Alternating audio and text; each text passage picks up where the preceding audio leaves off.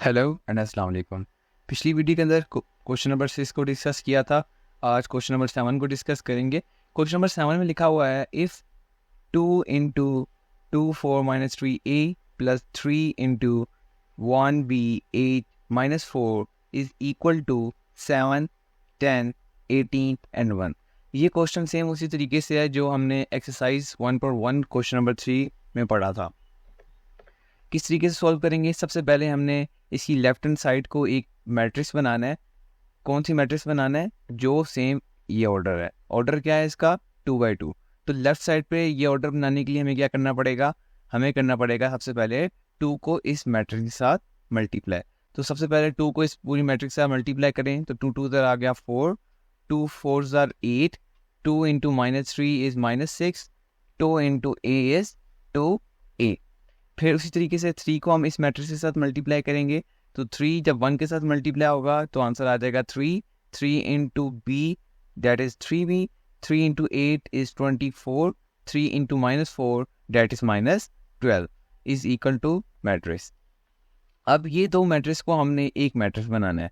अब सबसे पहले हम देखते हैं कि ये दोनों आपस में हो क्या रहे हैं। ये दोनों मैट्रिक्स आपस में हो रही हैं ऐड। तो ऐड करने के लिए एक कंडीशन मैंने बताई थी, वो कंडीशन थी कि दोनों मैट्रिसेस का ऑर्डर सेम होना चाहिए।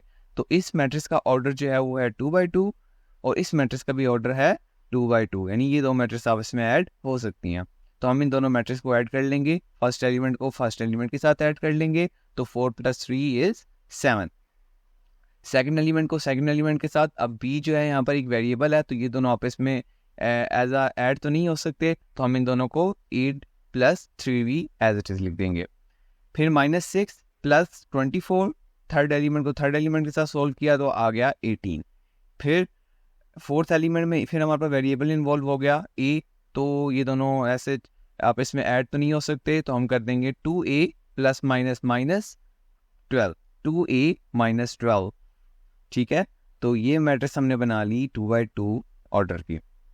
और राइट हैंड साइड पे भी हमारे पास मैट्रिक्स जो है वो 2/2 है। अब हमने क्या करना है? हमने फाइंड करनी थी a और b की वैल्यू। अब हमने देखना है कि a एंड b जो है कहाँ पर इन्वॉल्व हो रहा है लेफ्ट हैंड साइड में। तो लेफ्ट हैंड साइड में b इन्वॉल्व हो रहा है इसमें और a इन्वॉल्व हो रहा है इसमें। तो हमने सिर्फ इसी को आपस में इक्वल रखना है। तो 8 + 3b सेकंड एलिमेंट था, ये किसके इक्वल हो जाएगा? 10 के इक्वल हो जाएगा। ये बन गई फर्स्ट इक्वेशन। और 2a - 12 जो है वो इक्वल था 1 के। 2a - 12 इज इक्वल टू 1, ये बन गई हमारी सेकंड इक्वेशन। अब आपकी मर्जी है कि आप पहले फर्स्ट इक्वेशन को सॉल्व कर लें b निकालने के लिए या सेकंड इक्वेशन को यूज़ कर लें a निकालने के लिए। यहाँ पर सबसे पहले मैं यूज़ कर रहा हूँ सेकंड इक्वेशन को a की वैल्यू निकालने के लिए। तो by solving 2 we get the value of a। 2a - 12 is equal to 1। तो यहाँ पर 12 जो है सब्ट्रैक्ट हो रहा है, तो वहाँ जाके क्या हो जाएगा? इक्वल के राइट साइड पे ऐड हो जाएगा। तो हमने 1 + 12 करवा दिया, तो 1 + 12 is 13 and 2a is equal to 13 हो गया। अब a की वैल्यू हमने फाइंड करनी है। जो चीज़ मुझे a के साथ डिस्टर्ब कर रही है वो है कांस्टेंट 2, और कांस्टेंट 2 जो है वो a के साथ हो रहा है मल्टीप्लाई। तो इक्वल के राइट साइड पे वो क्या हो जाएगा? डिवाइड हो जाएगा। तो हमने लिख दिया a इज इक्वल टू 13 / 2। अब a की वैल्यू तो यहाँ पर हमने फाइंड कर ली। नेक्स्ट हमने फाइंड करनी है b की वैल्यू, और b की वैल्यू कहाँ से हम फाइंड करेंगे? इक्वेशन नंबर 1 से। इक्वेशन नंबर 1 में लिखा हुआ है 8 + 3b इज इक्वल टू 10। तो सेम उसी तरीके से हमने सबसे पहले 8 को इक्वल के राइट साइड पर लेके जाना है। 8 के साथ जो है साइन जो है वो यूज हो रहा है प्लस का, तो जब हम इक्वल के राइट साइड पर लेके जाएंगे तो ये हो जाएगा सब्ट्रैक्ट। तो 10 - 8 इज 2। अब हमने b की वैल्यू फाइंड करनी है। b के साथ जो चीज़ मुझे डिस्टर्ब कर रही है वो है कांस्टेंट 3, और कांस्टेंट 3 जो है वो b के साथ हो रहा है मल्टीप्लाई। तो इक्वल के राइट साइड पे जाके हो जाएगा डिवाइड। तो b इज इक्वल टू 2 / 3। यहाँ पर हमने a की वैल्यू भी फाइंड कर ली और b की वैल्यू भी फाइंड कर ली। जल्दी से इस क्वेश्चन का रिव्यू लेते हैं। सबसे पहले हमने क्वेश्चन को देखा गौर से। इक्वल के लेफ्ट साइड पर हमने बनाई मैट्रिक्स 2/2 की। किस तरीके से? सबसे पहले मल्टीप्लाई किया, देन एडिशन करके मैट्रिक्स हमने 2/2 की बना ली। फिर देखा कि कहाँ पर वेरिएबल्स इन्वॉल्व हो रहे हैं, यानी कि a और b कहाँ पर इन्वॉल्व हो रहे हैं। उन दोनों को इक्वल रखकर हमने दो इक्वेशंस बना ली, और उन दोनों इक्वेशंस को हमने इजीली सॉल्व करके ए वेरिएबल और बी वेरिएबल की वैल्यू निकाल ली। ओके, उसके बाद क्वेश्चन नंबर 8 है। क्वेश्चन नंबर 8 में लिखा हुआ है A is equal to this and B is equal to this. दो मैट्रिसेस गिवन है, एक ए मैट्रिक्स है और एक बी मैट्रिक्स है।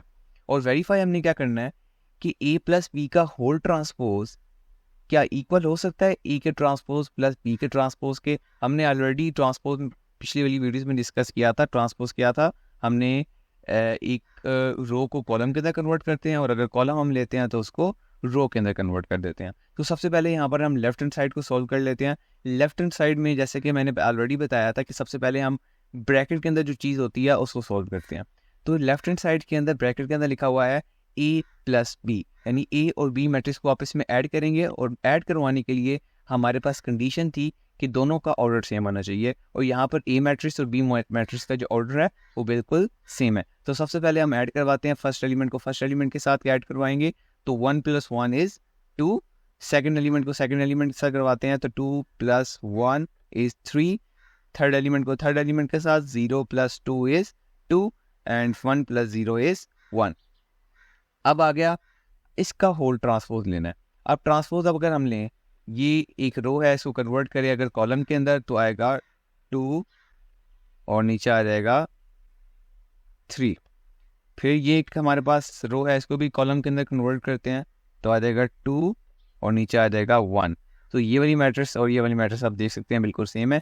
यहाँ तक हमने लेफ्ट हैंड साइड को सॉल्व कर लिया ट्रांसपोज लेके। अब राइट हैंड साइड के अंदर क्या लिखा हुआ है कि आपने ए का ट्रांसपोज लेना है और बी का ट्रांसपोज लेना है, और उन दोनों का जो रिजल्टेंट आएगा उन दोनों को आपस में ऐड करवा देना है।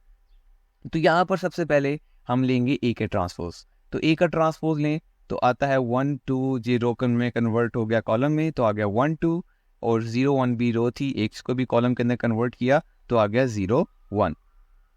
सेम उसी तरीके से हम बी का ट्रांसपोज भी ले लेंगे, ए का ट्रांसपोज भी ले लिया और बी का ट्रांसपोज भी हमने ले लिया।